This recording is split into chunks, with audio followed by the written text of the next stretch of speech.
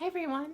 In this video I'm going to show you one thing you can do this Thanksgiving to make your Thanksgiving pumpkin pie go from meh to wow. And you can do it using the stuff in the can or fresh pumpkin. I'm going to be roasting this with you today, but the technique I'm going to show you will also work with the pumpkin.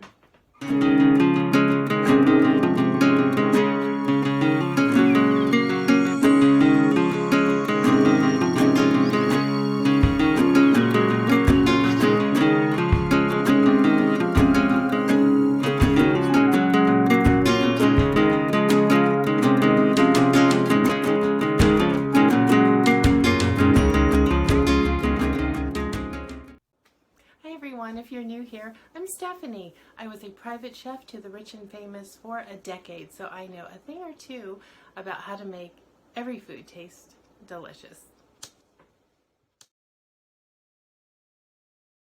I line my pan first with the baking parchment before I start preparing the pumpkin, and my oven is preheating to 350 degrees. I'm going to get a cutting board out.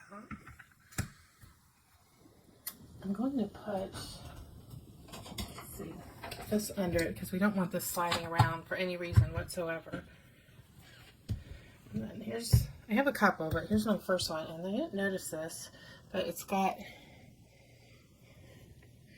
a cosmetic problem. Actually, I think it's starting to get a little bit of it's going through, so it might be that I can only use one half of this, but that's okay. Waste not, want not, right? Get my knife out. So when you're cutting a pumpkin, to be safe, put the flat side on the bottom, and that way it's not going to move. It's not going to have that, I don't know, maybe the symmetry that you think you want, but it doesn't matter. It's just going to get roasted. So consider this like a vertical cut. Just go around. This is feeling soft. Let's see. There aren't many pie pumpkins in my area, and I'm so disappointed. I've been looking for them because I know how delicious this is. And I live in a big city. I have 8 grocery stores around me. You would think I could find some somewhere. All right, this half looks fine. And this half, yeah, it's definitely growing in there. So I'm going to see how much of it I can salvage. I'm going to go over to the sink and start pulling some of this out. Actually, you know what I'm going to do? I'm going to cut off this part that looks bad. Yeah, look at that. Not good. Save as much as I can, but I don't know how much that's going to be. Okay, there actually wasn't too much of the flesh affected. It was mainly the seeds and the string inside, so this will be enough for my pies, or pie. Alright, so on the baking pan, what you're going to do is turn the skin side up. In this case, I'm probably going to cover this because this will dry out. You need to hold that moisture in while it's cooking this first time. And I'm going to use avocado oil. You can use a neutral oil if it's hot. And I'm just going to rub the skin very lightly with oil. That's going to keep it from getting hard, crusty. Don't waste olive oil on this because you're not going to taste it. So I'm only doing the skin. I don't want oil going. Just make sure I have everything. And then a little piece of oil. Over this one. So that steam, just like it had a lid over it. Right, and this is going to cook for, I'm going to give it 45 minutes before I check it, and then when I take some long tined forks, like a dinner fork, and pierce it all the way through. It should be very, very, very soft.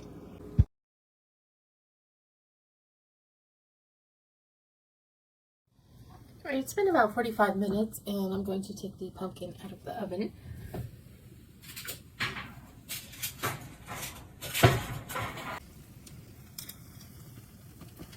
Oh, it's extremely soft.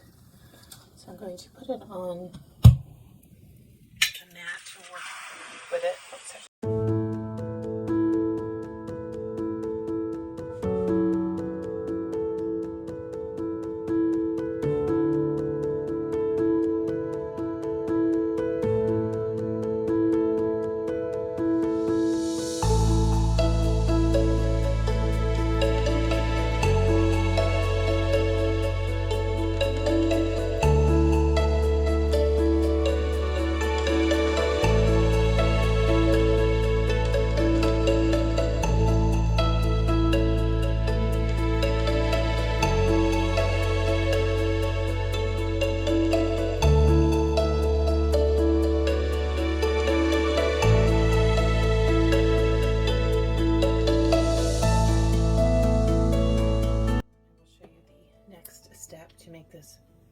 delicious.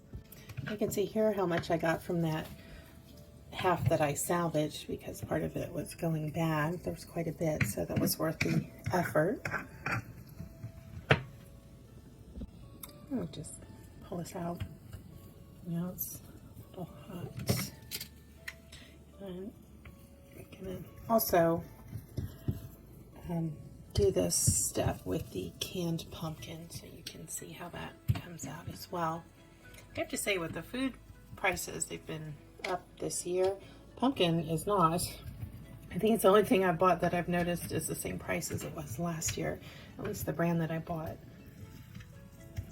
which is the Target brand. And I haven't opened this can yet, but the past couple of years when I bought the Good and Gather brand, the color was so much more vividly orange than the brand that we all know so well, which is the Libby. Nothing wrong with Libby. But after you do this with fresh canned pumpkin, just, oh. Granted, I know I cook everything from scratch, at least whenever possible, just because that's who I am. And that's not realistic for many of you. But for Thanksgiving, it's a special meal, and to make your foods extra delicious, I think it's worth this little step. Now, if you stay to the end, I'm going to show you the recipe for the pie that I showed in before I started this step with the pecans on it. So that's my pie that I made last year or the year before. And it is crazy good. I don't even like pumpkin pie very much. I don't hate it, but it's just, I could go the rest of my life and not eat it. Until I had this one, this particular recipe, which is not my recipe. It's an Epicurious recipe for a rye as in rye bourbon, pecan pumpkin pie. And then made with this pumpkin done this way. Wow. Wow. Okay, let's see how vivid this is. Yeah, it's not as vivid as I remember, but it's still a great color. And you can see it compared to the fresh pumpkin. But with this next step, it's not going to matter. Okay, so I'm going to mash this up really smoothly and then move on to the next step. If you listen to this as I mash it, do you hear all that moisture in there? Water doesn't have any flavor, so the next step is to roast this again. So it's going to be double roasted to concentrate the flavor, get some of that water out. If you've ever just tasted canned pumpkin by itself, it just tastes wet. There's not a lot of flavor in it. And doing the double roasting, and you can do that with this, to get some of that water to evaporate, and even some bits of it will start to caramelize, and it just makes the flavor incredible. It really will transform your pie. And if you buy this for things like homemade pumpkin lattes, use it straight from the can. Don't use the concentrated method I'm about to demonstrate for you because it won't dissolve in the liquid. All right, so I'm going to use the same pan and the same parchment paper I used.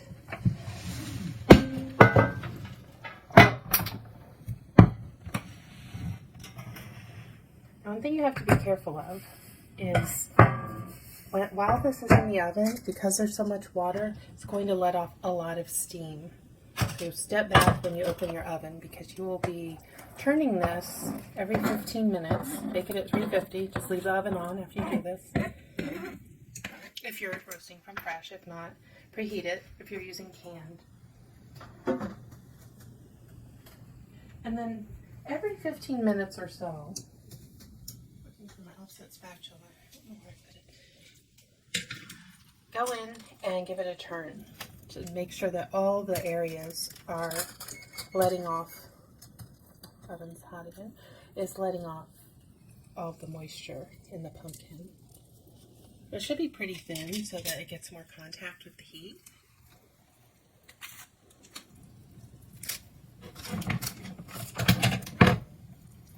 And one fresh pumpkin, they're about 2 to 3 pounds, these pie pumpkins, sugar pie pumpkins. That will easily make one pie for you, and I normally do 2 to 3 when I do this. And then you can freeze the extra. It freezes just fine for if you're doing pumpkin bread during the year or later in the season, or if you're making another pie at Christmas, which if you make this recipe I'm telling you about, You'll definitely want to make another one before pumpkin season is over.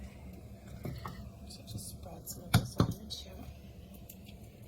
I'm not going to overcrowd the pan or it will never dehydrate. Well, concentrate. Let's call it concentrate properly. Okay. That's good. Alright, so I'm going to put this in the oven and get going.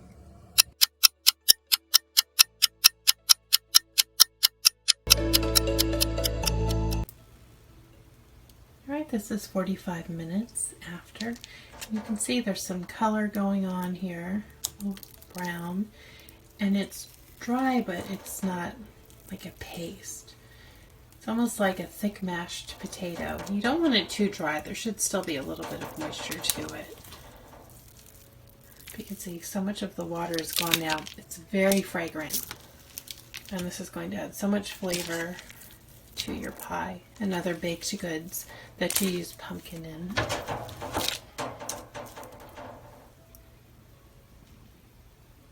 So I'm going to let this cool off and probably freeze it because Thanksgiving is not for a couple more weeks.